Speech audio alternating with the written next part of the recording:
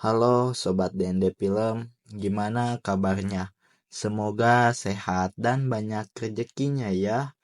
Kali ini saya akan membahas sebuah drama dari Korea tentang mantan narapidana yang berlatih tinju untuk bertahan hidup dan menolong orang yang sedang dalam kesusahan. Tanpa berlama-lama, ini dia Shrek to the Storm. Film dimulai dengan memperlihatkan Wosul yang datang ke sebuah penjara untuk mengunjungi Do Hyun. Ia memberitahukan sekarang ia sedang bekerja paruh waktu di sebuah gor atau gelanggang olahraga bersama dengan temannya dulu saat ia sedang di penjara, yaitu Sang Hyuk.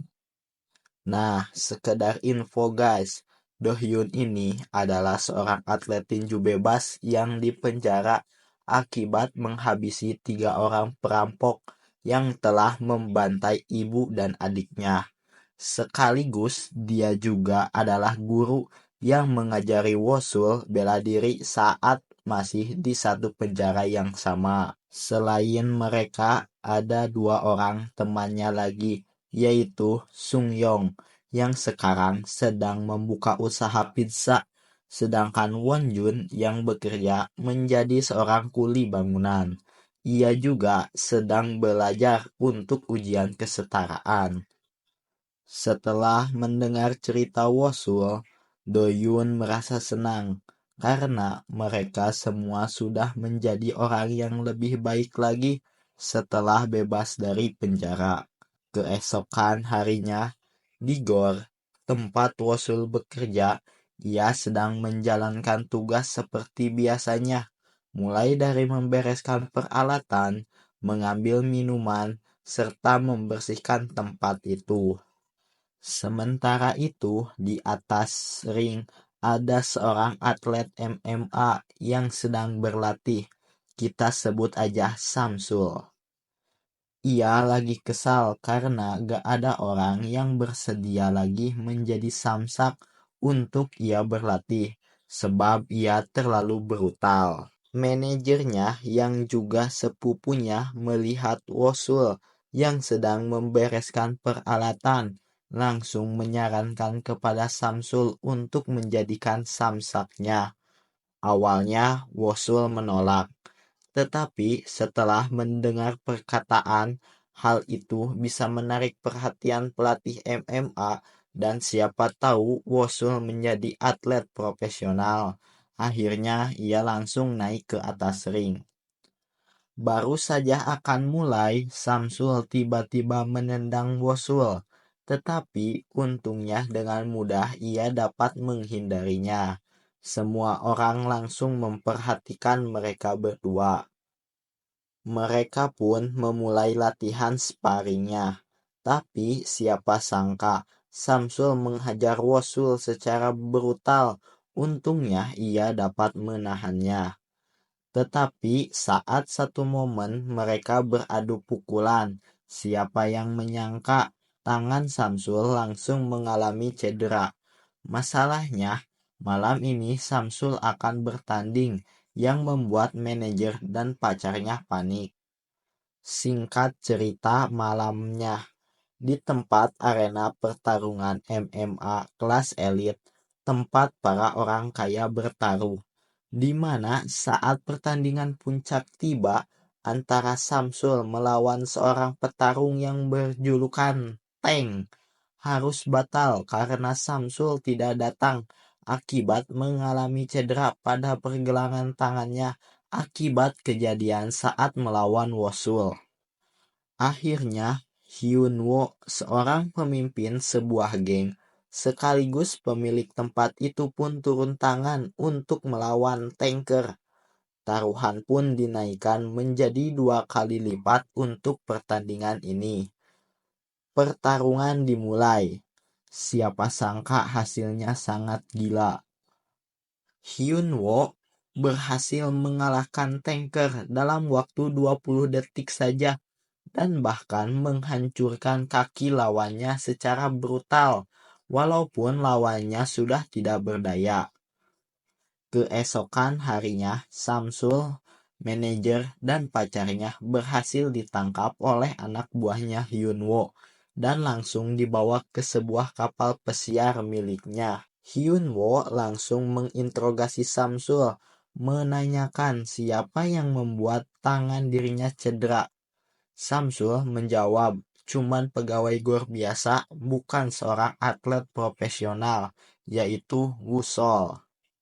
Hyunwoo pun terkejut saat mendengar nama itu. Ternyata dia adalah orang yang dulu pernah menusuk mata anak buahnya, yaitu Baesuk, sampai ia dipenjara. Dari itu, Hyunwoo mulai tertarik kepada Wosul. Di tempat lain, Wusol dan Wonjun sedang nongkrong di kedai pizza milik Sungyong. Mereka sedang mengobrol memperdebatkan siapa yang paling tampan di antara mereka, sampai akhirnya seorang perempuan cantik datang, yaitu Jihe, guru pripetnya Wunjon. Jihe terlihat sedang stres banget. Saat dikasih segelas minuman, ia langsung menghabisinya dalam satu tegukan saja. Mereka pun langsung bersulang untuk meraya kebersamaan itu. Saat sedang asik mengobrol, Hyunwoo tiba-tiba datang dan langsung menawarkan Wosul kerja bersama dia. Tapi tanpa pikir panjang, Wosul langsung menolaknya. Tiba-tiba datang seorang pria datang langsung marah-marah ke Hyunwoo. Dengan santainya ia langsung menghajar pria itu hingga pingsan dengan hanya satu pukulan saja. Jihe yang melihat kejadian tersebut langsung marah-marah ke Hyunwoo. Hyunwoo bertanya kepada Wosul, apakah dia pacarmu? Dan langsung pergi meninggalkan mereka. Keesokan harinya, ketika Jihe baru saja pulang dari kantornya, ia berjalan sambil ditelepon oleh Husol. Dia meminta Jihe agar mengabarinya ketika sudah sampai di rumah. Tiba-tiba Jihe mematikan telepon, sebab ia melihat ada cewek yang sedang kesusahan dan memerlukan bantuan. Saat sudah ditolong, ternyata cewek itu cuman pura-pura kesulitan.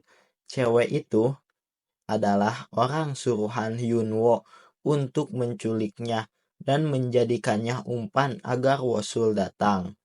Saat Wosul baru saja latihan, ia mendapatkan sebuah panggilan video call dari nomornya Jihe yang di dalam video call tersebut terlihat sangat chaos banget.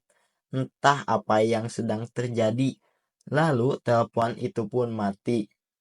Pas ditelepon balik, nomornya tidak aktif lagi, membuat Wosul kebingungan. Saat mereka sedang kebingungan, Wosul mendapatkan sebuah pesan yang memberitahu di mana keberadaan Jihe. Tanpa berlama-lama, mereka langsung berangkat menuju lokasi tersebut dengan menggunakan mobilnya Sungyong. Singkat cerita, mereka pun akhirnya sampai ke alamat itu. Ternyata sebuah gedung kosong yang sudah terbengkalai. Mereka pun membagi menjadi dua tim agar lebih cepat melakukan pencarian Jihe. Saat sedang mencari Jihe, Wosul menemukan sebuah gantungan kunci milik Jihe yang terjatuh. Setelah melakukan penelusuran, akhirnya Wosul dan Wonjun menemukan Jihe yang sedang terikat di sebuah kursi yang dijaga oleh dua orang anak buahnya Hyunwoo. Tanpa ampun mereka langsung menghajarnya. Saat akan melarikan diri, ternyata itu semua adalah jebakan. Mereka bertiga sudah dikepung oleh puluhan anak buahnya Hyunwoo. Mau sekuat apapun dan sejago apapun, orang juga kalau lawannya sebanyak itu ya itu akan tetap kalah. Akhirnya mereka bertiga dimasukkan ke sebuah mobil untuk dibawa ke hadapan Hyunwoo. Di luar, Sungyong dan Sangyub yang melihat mereka bergegas segera mengikutinya. Dan episode kali ini selesai. Terima kasih buat Sobat DND Film yang sudah menonton sampai habis. Jangan lupa like, komen, dan follow ya, agar DND Film semangat terus buat alur ceritanya. Sampai jumpa di video selanjutnya.